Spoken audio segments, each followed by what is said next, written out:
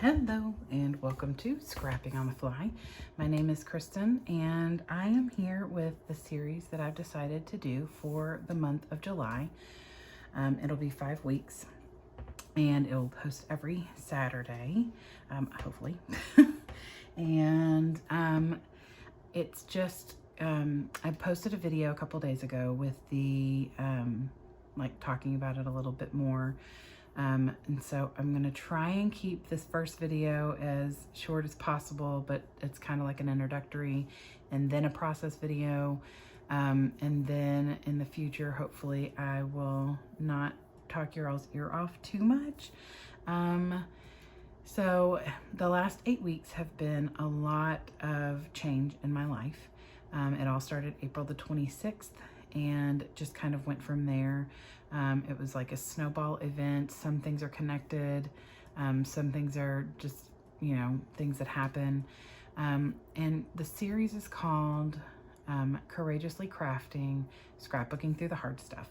And I have been so inspired by watching other people scrapbook things that have been hard. And so over the last year or so, I've been trying really hard to get back into documenting people I've lost that I haven't really scrapbooked much of. They may be part of a group picture or something, but not focusing on that person. Or in March, I documented my grandmother's funeral from March of 2020. And so that was like specific to the actual loss of her. One of the layouts I created sometime in the last year was of my grandmother's empty chair. And that was a super emotional layout for me. I mean, there's just a lot of things that have happened in the last 4 years of my life, losing my aunt, my uncle, my grandmother, my father, all within like 3 years of each other.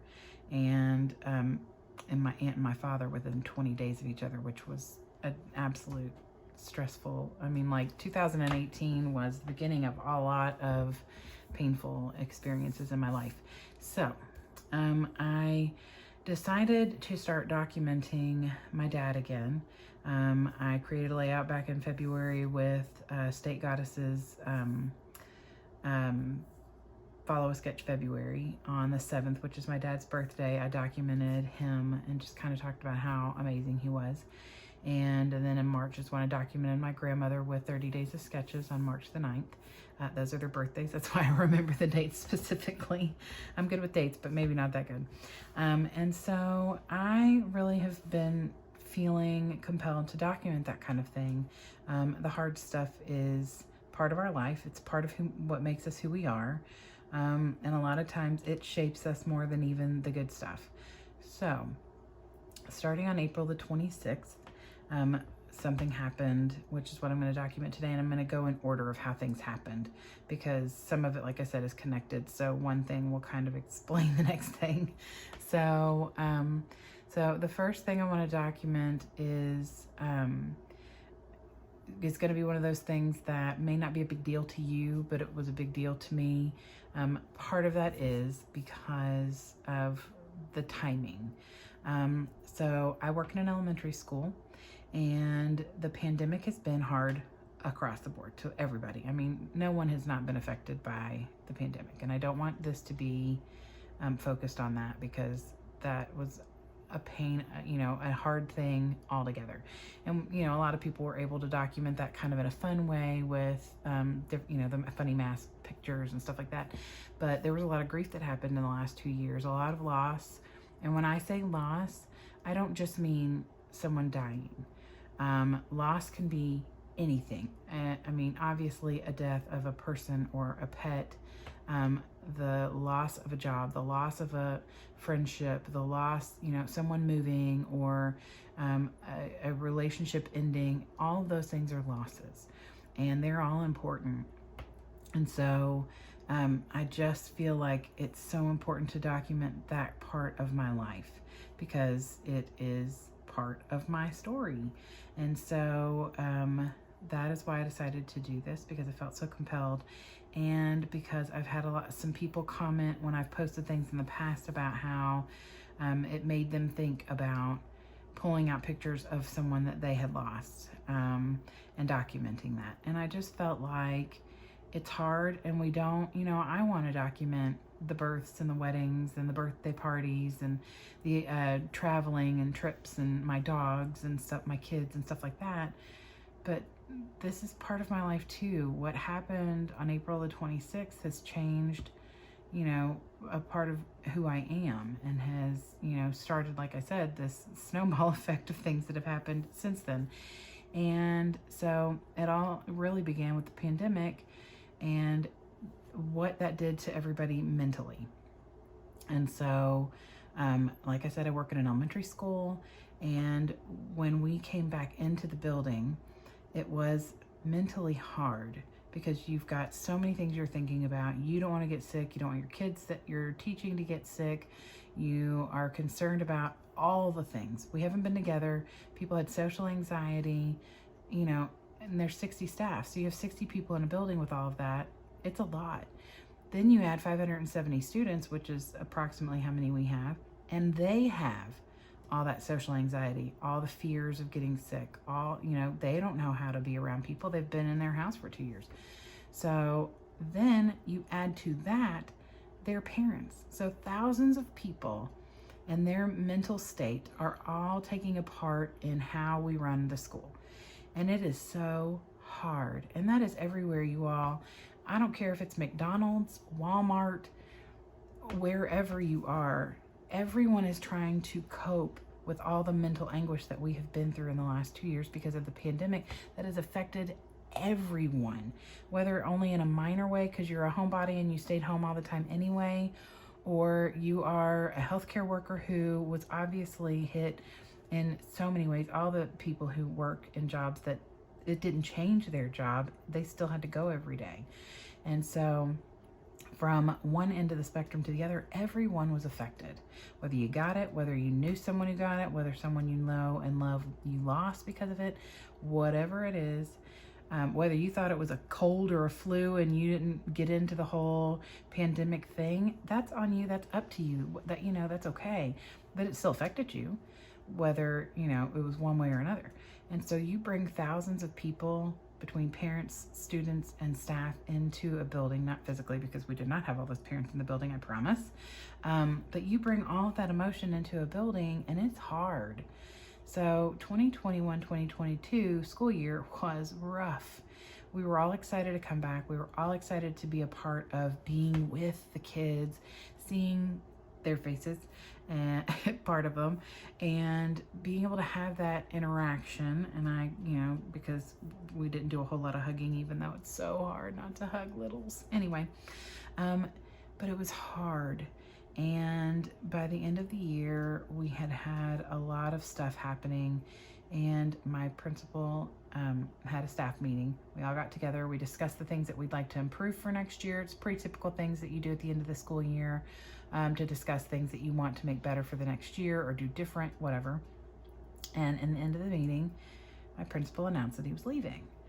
And I work side by side with him a lot. He and I have a really great relationship. I adore him. I adore his wife, his kids. It's a fantastic family. But I was heartbroken, and I knew that it was the best thing for him. It was a great opportunity, but I was devastated. And when I say devastated, I'm not exaggerating. And I think a lot of it is, yes, I'm heartbroken because he's leaving, but I think that it was the culmination of everything that had happened in the 21-22 school year, especially all the hard things, all the emotions. Finally, there was a breaking point where I had this straw that broke the camel's back, tears that started, and then I just couldn't stop crying. I mean, I left the building. I had to go. I mean, it was the end of the school day anyway. We had our meeting after school. I didn't leave, I promise, and the students still here or whatever. So I left and I went home and I mourned. I mean, I honestly mourned. I struggled to scrapbook that night, but I did, because I scrapbook at least one layout every day. That's my goal for the year, one of many. But it was hard, and it was probably like a simple, super whatever layout, something that I put down on paper and stuck a sticker on or something. I was devastated. And that evening I was sitting in my recliner, just, trying to compose myself. And my best friend, who also works at the school, sent me a text message.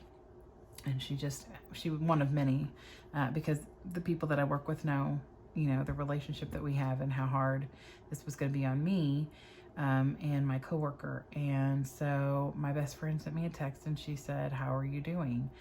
And not that she didn't have an answer to that already, but she was asking.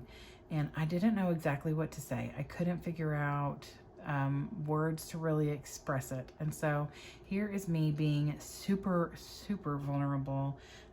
This is going out in the world on the internet for all to see. And I am, this is me letting my guard down and letting you all know that this is for real and that this is that important to me that I'm willing to share this god-awful picture.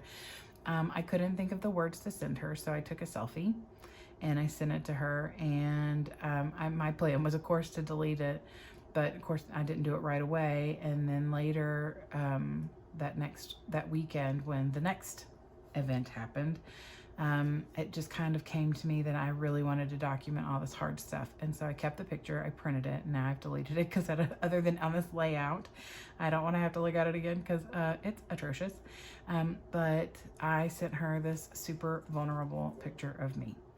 And my eyes are swollen, my face is red. I had wiped the snot from my nose, thank goodness. But, it was just me. It was how I felt. It was what I was feeling. And it was how I was processing.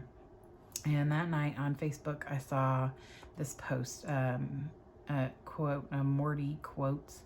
And I thought it was super fitting because I felt like this is a part of, why things were so hard, because everybody was struggling. And so it was just like a reminder to me and everybody around me to be kind and to do good things and to not hurt people and to try and, help people and not hurt them. And so I sent this to my email. I printed it. I put it up at my desk. I put it up in the mail room. I printed the picture. I mean, it was something that meant a lot to me that day. I posted, of course, on Facebook. And so I'm going to document these two things together. I should totally cover this whole thing. It's atrocious. Anyway, so this is my first loss. This is my first bit of grief that I'm going to document today. So I know that some people are like, I don't understand. I mean, I've had bosses leave or coworkers leave. It's not that big a deal.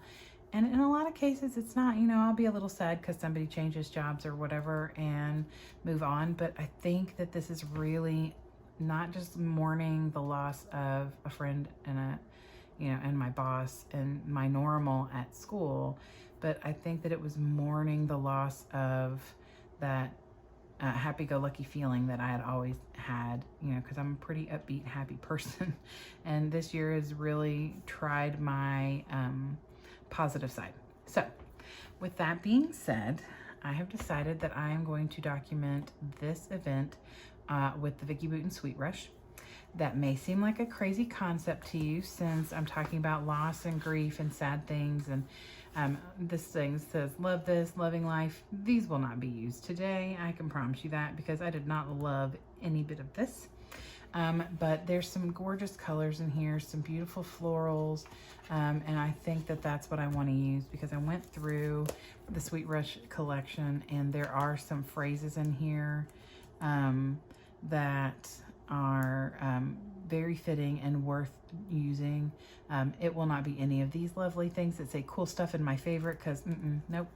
But there's some word phrases on here, a moment in time, you got this, things like that, where I want to encourage myself that it's going to be okay. And so I'm going to probably stick with an orange, because a lot of the stickers that I found that I really like have like an orangey feel to it. And so an orangey color, sorry. And then with this, I'm not going to be using the candy. I'm not going to be using the little quotes, because I was not happy. I did not love it. It was not fun. But there are some little scattery bits that I can use on here. So I'm going to have that. And then I do have her multiple ephemeras in here, but I found these two right off the top that I thought one of would be perfect. possibly for a title, who knows. But then I have other things in here too that would work. And then I brought in my Tim Holtz ideology small talk, because there's lots of great phrases in here. Some of them are for the good things. Some of them are just encouraging. Some of them, you know, just depends. And then I have my papers. I'm working on building my Vicki Boutin Sweet Rush collection. But for now, this is what I have. Some more things are coming to me soon from Peace Craft Love. Yay. So anyway, I do want to put one disclaimer out there, and I will say this video is going to be a little longer than the ones in the future. I'm hoping that I can still stick to under 20 minutes, because there is a little bit more in it than just the documenting and the building of the layout. But I do want to say, because I think it's really important that you all understand, I am not saying that you should document something that is going to be painful. And when I say that, this is painful, but it is not something that is going to bring back a memory to me that is going to hurt me other than the normal acceptable type of hurt. You know, there are people who have been in abusive relationships, a parent that has abandoned them, you know, those kinds of things, that it brings back that gut-wrenching pain in your stomach, your heart beats faster, you know, that kind of thing. It is okay to be sad. It is okay to cry. Even if you get it on your paper, it's fine. It's just documenting that it meant something to you, that it's important to you and your story.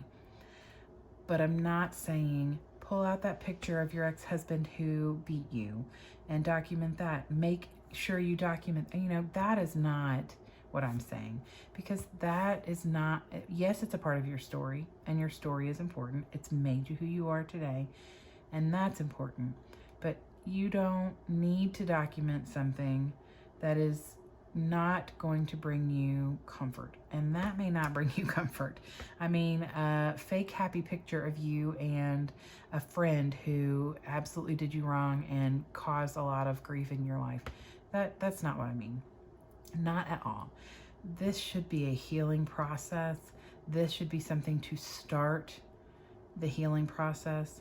And you don't have to start off with the hard picture like this one that's atrocious. You could start off with a group picture that includes someone you've lost.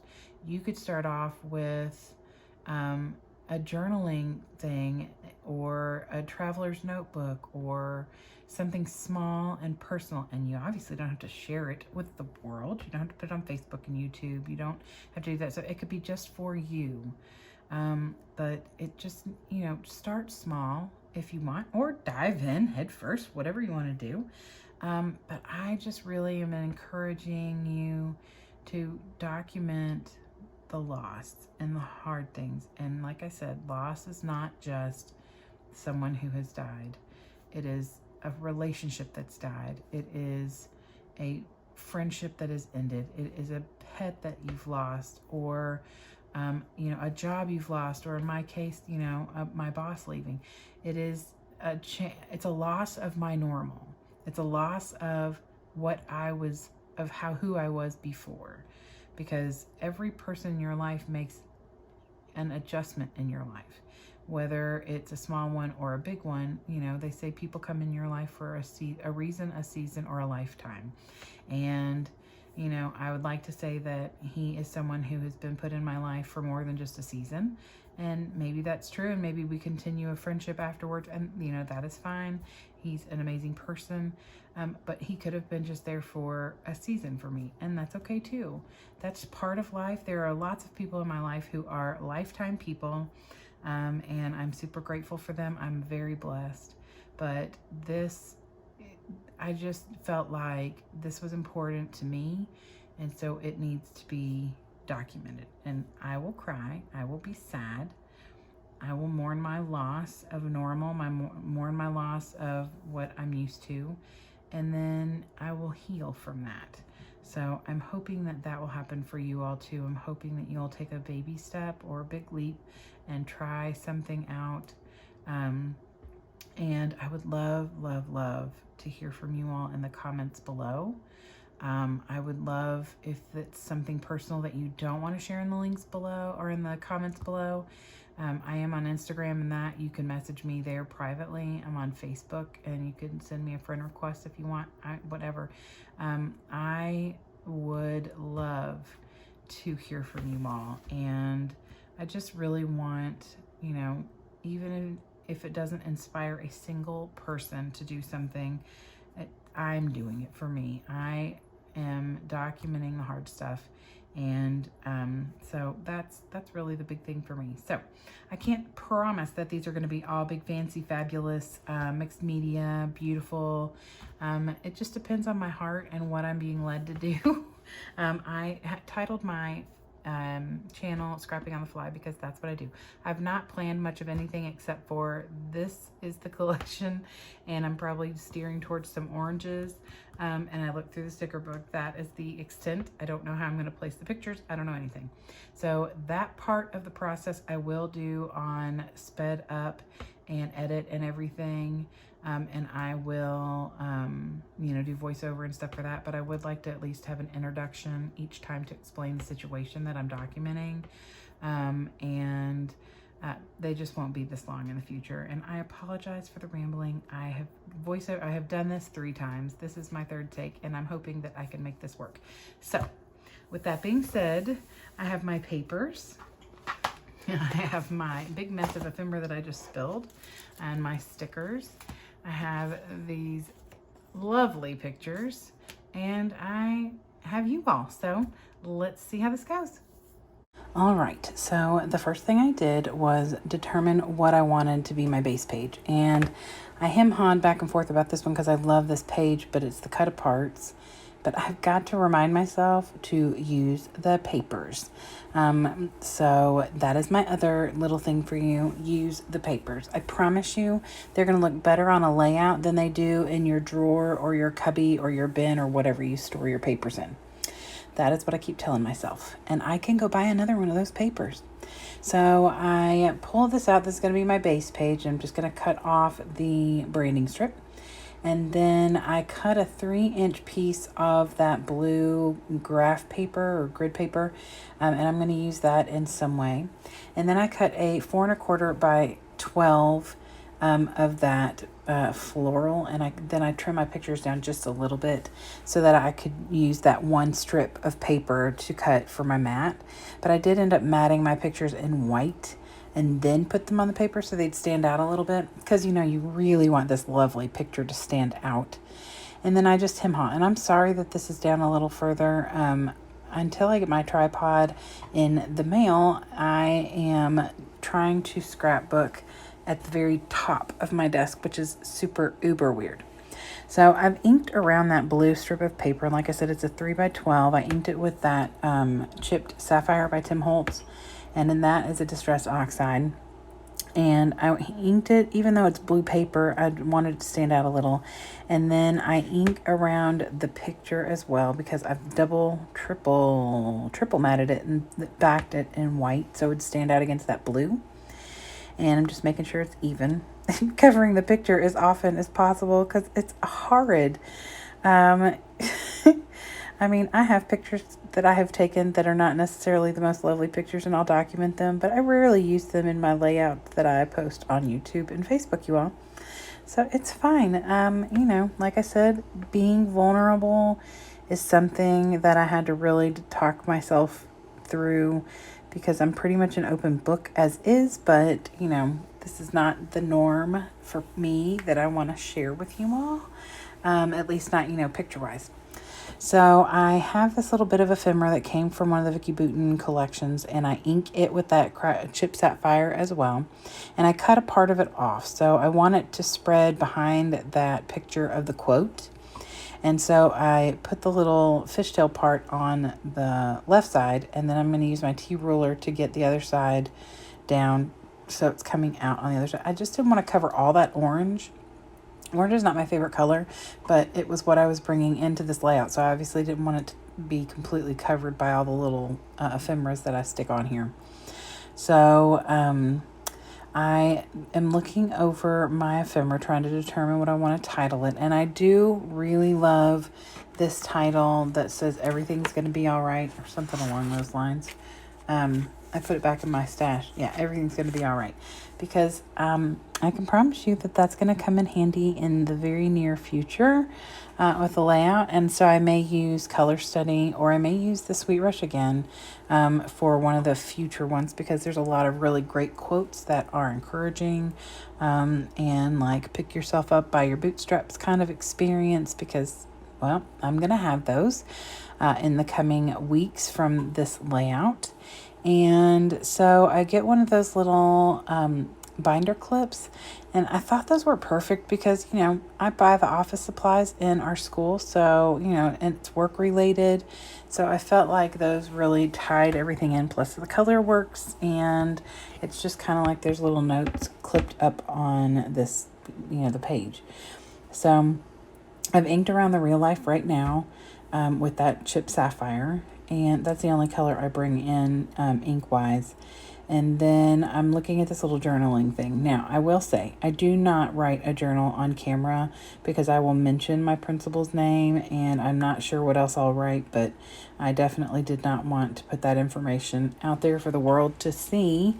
I try and keep as much of that kind of stuff, not really private, but, you know, for safety reasons.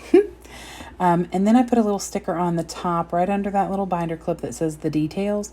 It's got a little bit of that teal color that's in the little polka dots, and then it also has some gold polka dots. So that's kind of the theme I'm going around here with, is the little polka dots. And then I move this real life right now up a little bit and over so it is flush with the picture, the beautiful picture. And then I have this circle that came from the Sweet Rush collection that says this here. And then, let's see, and then I put a binder clip on there as well. And then I cut the bottom part of this off because I don't want it to be any higher than the picture. I'm okay with a little bit of the binder clip, but I didn't want the journaling thing to be higher than the picture. So I cut the bottom off and tuck that back in my little bin because I will use that in the future. And I just tuck it a little bit under, and I do ink around the edges of that with the chipped sapphire. And then I pull out the Vicki Boutin stickers. And there are a lot of them on here that are fitting. There are a lot that are totally not fitting. But this one says, "So this happened." And I thought that was very fitting. And then also from that, this is from the sticker book, I pull a little black phrase that says snapshot. And I originally put it on the left, but I didn't like it sitting over there kind of on its own. So I brought it over to kind of make a cluster where this here is. And I'm going to add another little tab that says today. So it's kind of like it's the snapshot today. And that's going to go up there right above where it says snapshot. And then I have this one that says so much, and I add that down on the journaling, because when I'm done with the journaling, which won't be long since it's a short little thing, it was so much. It was a lot to process, and, you know, obviously I was super emotional and it was hard. So I put that there, and then underneath the little banner, I put a little word phrase that says, "You got this." Like my encouragement to me that I'm going to be okay. I'm going to get through this. This is just another thing. And there's where I put that tab that says today on there. So that is pretty much everything I pull off of the sticker sheet. And then I open up the little puffies. These things are so cute. And when I do a happy layout, I will gladly use all those little yays, and I love this, but this is not the time for that. So I just pull out a few of the little dots that are color coordinating. I've got yellow, orange, and blue. And then I have these two circles that have like little gold asterisks, because there's gold in that little thing that says the details. So I wanted to bring it in again, so it's kind of like a diagonal of that gold. So it's not just in one place. And it gives a little bit more eye-catching than those itty-bitty little dots. But I'm okay with that. It's not like I really want a whole lot of attention on that lovely picture, but I do like the clusters of 3. That they make me happy. So then I'm going to pull out my Tim Holtz Small Talk, and I decided to use black, but even though there is some white in this layout, I thought the black would stand out better. And I pulled 3 out, and one of them says, "Just breathe." One of them says, "Listen to your heart, it will show you the way," which that was a big reason why my boss decided to go ahead and leave. He talked to his family and he listened to his heart, and I felt like that was a good thing. And then because of my nod to the humor, and I like to be kind of funny, and I usually deal with my sadness through humor, I put the one on here that says a party without cake is just a meeting, because all of this stemmed from a meeting. There was no cake there. So I just felt like it was a nod to my way of coping with sadness.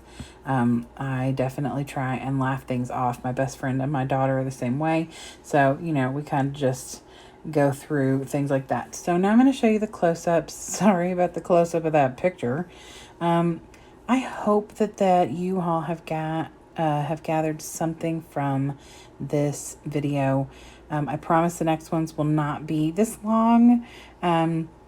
I will go into detail, or at least as much detail as you all need, about what is going on in my life and what I'll be documenting. And then I'll do the same kind of voiceover for the actual scrapbook part. But I promise they won't be as long. But I really do hope that you all will come back for the next one next Saturday. Just another life event that shook me. But I really appreciate you all being here. And I hope that you have an amazing day, and I hope you'll think about documenting the hard stuff. So talk to you really soon. Happy scrapping.